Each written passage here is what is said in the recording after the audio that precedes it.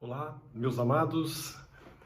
Mais uma vez estamos aí nos encontrando virtualmente e meu desejo sincero é que cada um de vocês esteja se encontrando muito bem, livre de toda ação de enfermidade, situação dessa pandemia. E essa tem sido a minha oração, que Deus esteja guardando, conservando, protegendo, cuidando da vida de cada um de vocês, né? Durante esse tempo e posteriormente também, tá? Mas vamos ao nosso texto de hoje, Gênesis capítulo 26, nós vamos ver uma primeira parte e vamos tentar entender um pouquinho mais, né, daquilo que estava acontecendo na época em que Isaac, né,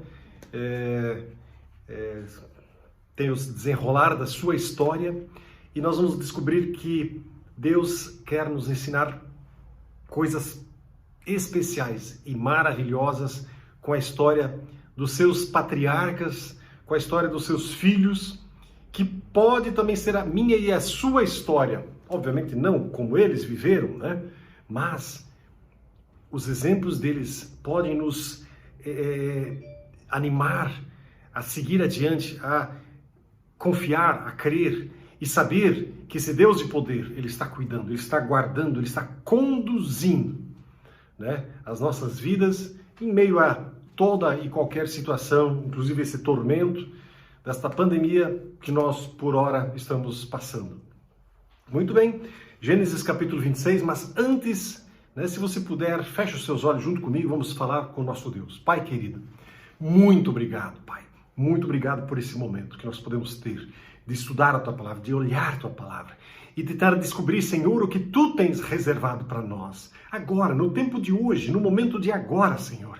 Permita, Pai, que possamos entender a Tua Palavra, a Tua mensagem, né? O grande amor que Tu tens para conosco. Permita, ó Deus, que cada vida, cada coração que está agora me ouvindo e me vendo, seja impactado, ó Deus, pela Tua poderosa mão, Senhor. Permita, meu Deus, em nome de Jesus, que haja um encontro de poder, de alegria, de restauração, de cura na vida de cada um que agora está me ouvindo, em nome do Senhor Jesus. Amém e amém.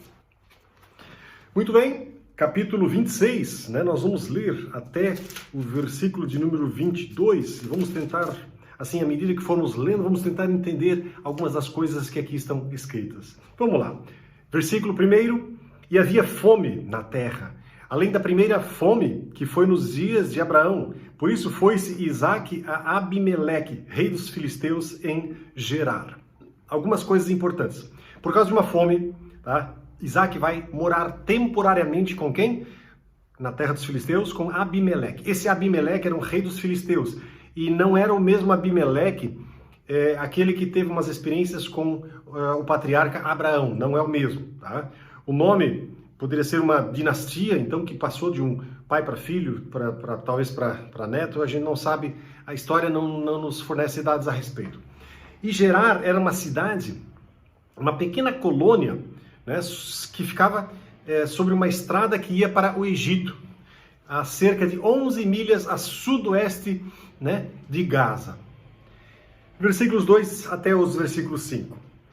E apareceu-lhe o Senhor e disse: não desças ao Egito, habita na terra que eu te disser, peregrina nesta terra e serei contigo e te abençoarei, porque a ti e à tua semente darei todas essas terras e confirmarei o juramento que tenho jurado a Abraão teu pai. Versículo 4, e multiplicarei a tua semente como as estrelas do céu, e darei a tua semente, ou esse A é craseado, eu darei a tua semente, ou seja, para a tua semente, todas essas terras. E em tua semente serão benditas todas as nações da terra. Olha que precioso. Versículo 5. Porquanto Abraão obedeceu a minha voz e guardou o meu mandado, os meus preceitos e os meus estatutos e as minhas leis. Algumas coisas importantíssimas que a gente pode perceber aqui, né? Isaac, ele estava a ponto de ir para o Egito. E aí o que acontece? Por que Egito? Porque no Egito havia assim uma abundância de bens, de víveres, de alimentos, de pastagens. E na verdade muitas pessoas, muitos povos assim, e muitas famílias tentaram ir para lá, objetivando uma vida melhor, mas Deus aparece para Isaac, né? A gente chama isso de teofania. E o Senhor então advertiu Isaac para que ele não fosse para o Egito, né? Muito pelo contrário, ele o encorajou a dirigir-se para a Filístia até que ele pudesse de novo habitar na terra da aliança. E algumas palavras saltam os olhos. Primeiro, serei contigo. Olha que palavra maravilhosa. O Senhor falando com Isaac, eu serei contigo. E essa mesma palavra, Deus, o Senhor dos senhores, o Rei dos reis, o Eterno, Ele quer falar para ti. E Ele está falando para ti. Eu serei contigo. E Ele continua dizendo, e te abençoarei, lá no versículo 3. Que coisa maravilhosa, gente. Que coisa impressionante. Esse é o momento em que Deus, Jeová, ele renova a aliança que ele uma vez fez com Abraão, seus pais, né, seu pai, e ele agora faz de novo essa aliança, ele renova essa aliança com Isaac. E aqui nós vemos, né, que de fato todas aquelas bênçãos que Deus tinha prometido para Abraão, elas eram as mesmas bênçãos que Deus estava agora prometendo para Isaac. A fidelidade, o fato de estar junto, o fato de caminhar do lado, o fato de, né, ser tocado por essa mão de poder. Isso são coisas impressionantes, especiais, né? E lá no versículo 5, né, ele diz assim, ó, porque Abraão obedeceu a minha voz. Ele guardou o quê? Os mandamentos, guardou os preceitos, as leis, os estatutos, etc, etc, etc. Gente, esse é um dos sinais e uma das provas de que nós amamos a Deus. Quando nós amamos guardar os seus mandamentos. Repare que eu disse, quando nós amamos guardar. Esse é um dos sinais. Por quê? Porque uma das coisas que eu sempre tenho insistido, né, nos nossos grupos de estudo bíblico, quando nós estávamos ainda reunidos fisicamente, meus amados, Deus, Ele tem prazer em se manifestar na vida daqueles que o amam, por causa daquilo que Ele fez, por causa do grande amor dEle, porque esse Deus de poder, de glória, Ele se manifestou, Ele se derramou a nós, Ele fez tantas coisas por nós, e aquele que entende isto, aquele que compreende esse grande amor de Deus, ele dá a sua resposta de amor para esse Deus. E sabe o que ele faz? Ele lê os mandamentos, ele pega a palavra, pega a Bíblia, varre ela do começo ao fim e busca nela tudo aquilo que o Senhor está dizendo para você fazer e não fazer. E a pessoa que ama a Deus, ama andar com Ele, com Deus. E de maneira alguma essa pessoa quer desagradar Deus. Por isso que a gente diz, né, que nós amamos obedecer à lei do Senhor. Nós amamos obedecer e andar em obediência. Isso é uma das coisas mais difíceis para muitos entenderem. Porque muitos têm uma visão distorcida da palavra do Evangelho, achando que o Evangelho é um corolário de pode, não pode, isso não pode, isso eu posso fazer, isso eu não posso fazer. Amados, quando nós amamos ao Senhor Deus, quando nós percebemos o grande amor que Ele tem para conosco e nós retribuímos esse amor para com Deus, nós passamos a nos alegrar em poder obedecer a Ele. Nós andamos junto com Ele e nós não queremos de maneira nenhuma desagradá-lo em nada. Por isso que nós amamos obedecer a Deus. E é uma das coisas que eu te convido, meu amado, para que você busque isto. Porque se você anda num evangelho que ele está muito mais baseado em ditames, em leis, em ordens, isso eu posso fazer, isso eu não posso fazer, e não inclui esse relacionamento de amor, meu amado, você precisa reavaliar o seu evangelho, a sua vida com Deus, a sua fé, e provavelmente você vai precisar pedir perdão e dizer, Senhor, eu tenho andado de uma maneira equivocada durante muitos e muitos anos, mas eu quero aqui me arrepender, e eu quero andar em novidade de vida, eu quero andar na tua presença, caminhando ao teu lado, junto contigo. Eu tenho certeza de uma coisa, Deus virá com graça, com poder, com majestade, com glória, com restauração, com vida. Deus virá porque Deus se agrada quando nós nos prostramos diante dEle e dizemos para Ele, Senhor, eu preciso de Ti e eu quero Te agradar em tudo que eu fizer na minha vida. Amém? Isso é uma das coisas mais gostosas e mais poderosas. Essa é uma das mensagens mais gostosas da palavra de Deus.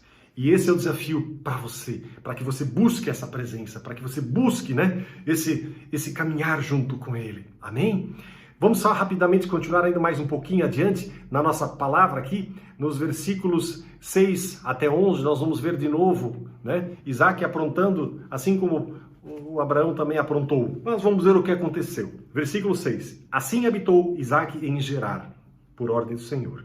Versículo 7. E perguntando-lhe os varões daquele lugar acerca da sua mulher, disse: é minha irmã, porque temia dizer, é minha mulher, para que porventura, ele assim pensava, dizia ele, né? Não me matem os varões daquele lugar, por amor de Rebeca, porque era formosa à vista. Né?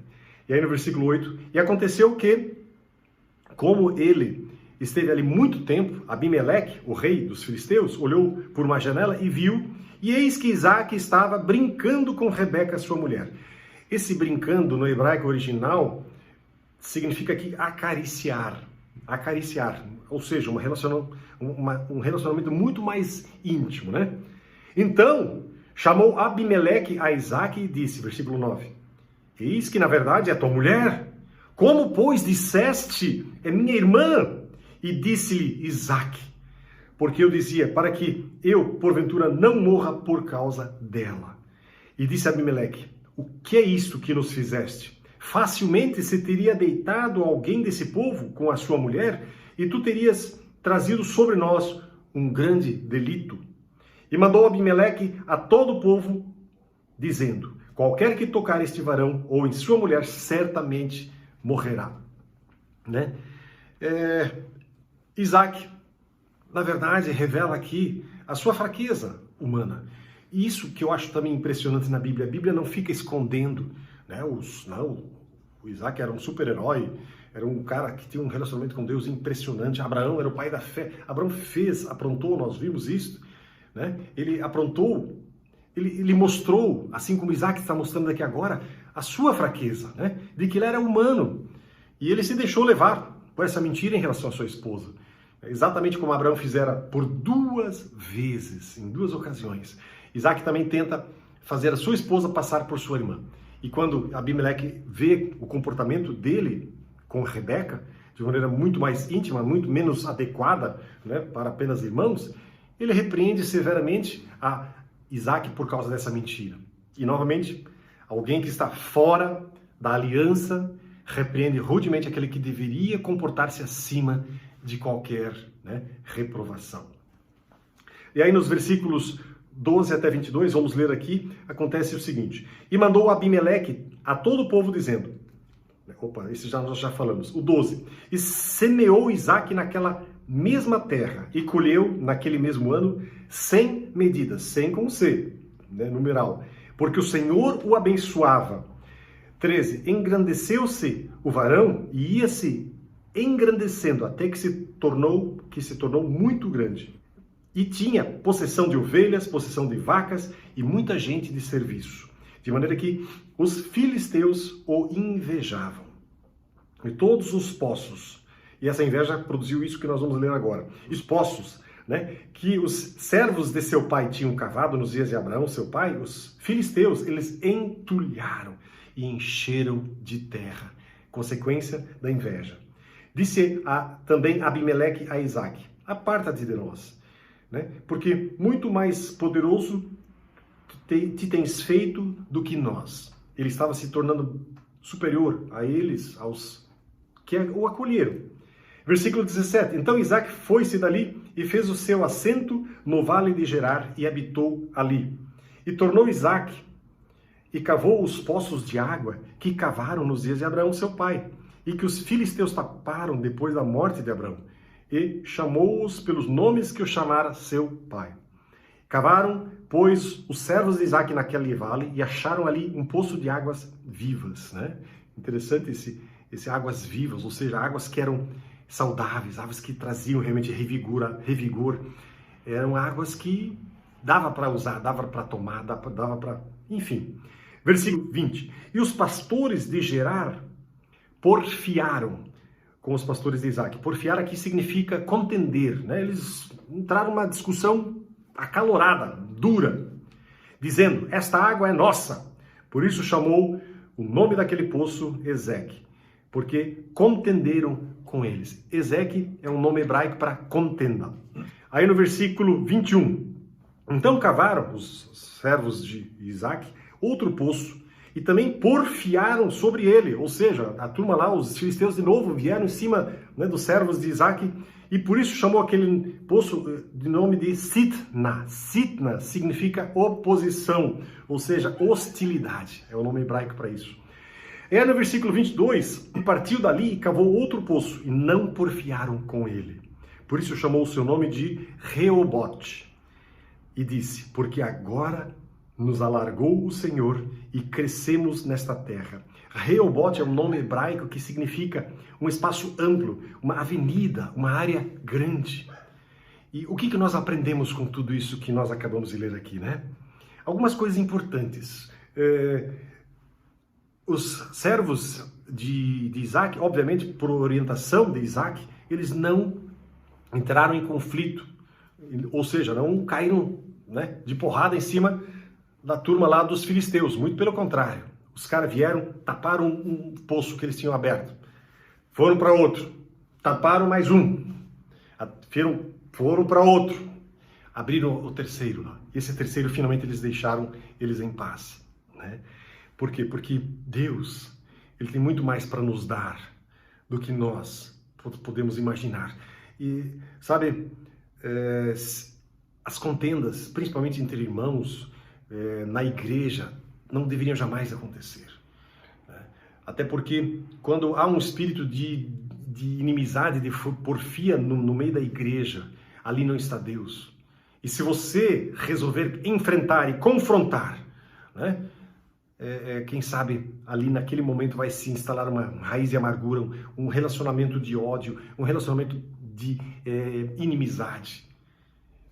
E entre irmãos da igreja, isso é terrível, porque isso destrói e não vale a pena, não vale nem um pouco a pena. Uma das coisas que nós precisamos fazer, ter a sabedoria de Deus e dizer, Senhor, o que eu devo fazer? Devo eu brigar com Ele por causa daquele poço que Ele entulhou, daquele poço que Ele fechou? Eu creio que Deus vai dizer, não, pode cavar um outro, né? E eu creio que Deus, quando nós tomamos essa postura, Ele nos abençoa. No começo, né, Deus disse para Isaac, eu vou te abençoar. Mas para que a bênção do Senhor esteja sobre mim e sobre você, nós precisamos andar em obediência, andar submissos à palavra dEle. E mais uma vez, de tal maneira, submisso de tal maneira, que nós estamos, na verdade, amando obedecer a palavra do Senhor. Quando nós chegamos nesse ponto, Deus, Ele vem com graça e com poder e restaura.